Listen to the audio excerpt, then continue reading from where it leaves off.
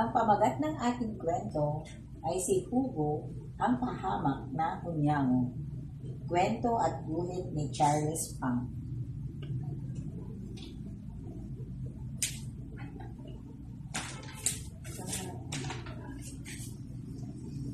Ang hunyango ay may mga pambihirang katangian.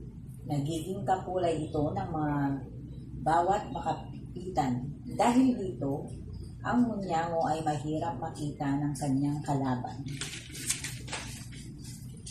Pero itong si Hugo ay naiiba sa mga kasamang hunyango. Sa halip maging kakulay ang kanilang makapitan, ang kulay ni Hugo ay magiging kabaliktaran. Kaya kitang-kita siya ng iba. Minsan, nagtago sa berdeng dahon si Hugo. Sa halip maging berde, naging kulay pula ni Hugo, kaya siya'y nabisto. Iniligtas ng mga kasama si Hugo, pero nagreklamo ang mga ito. Muntik ka nang mapahamak, Hugo. Bakit kabaliktaran ang naging kulay mo? Muling nagtago sina Hugo sa balyan, na asul ang damit. Naging asul ang kulay ng kanyang mga kasama, pero si Hugo ay naging kulay kahel. Kaya si Hugo ay agad napansin ng uwak na naghahanap ng pagkain. Iniligtas ng mga kasama si Hugo, pero nagreklamo ang mga ito. Bakit naging baliktad ang kulay mo, Hugo? Muntik na tuloy mapahamak ang ating grupo.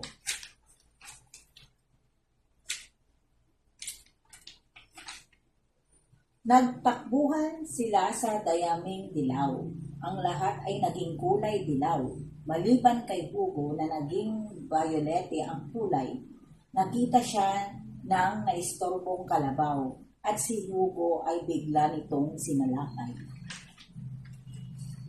Iniligtas ng mga kasama si Hugo, pero nagreklamo ang mga ito.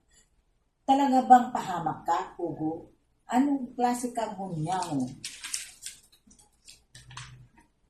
Umuwi sa tirahan sa gubat ang grupo.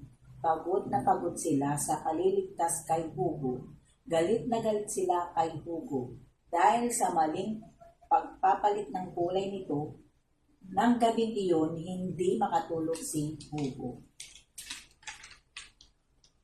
Wala mo ay nakain ng si Hugo.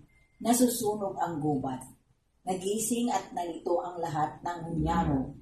Dahil itim ang kulay ng usok, naging itim ang kulay ng lahat ng hunyango. Pero hindi itim ang naging kulay ni Hugo, pagkat naging puti ang kanyang kulay.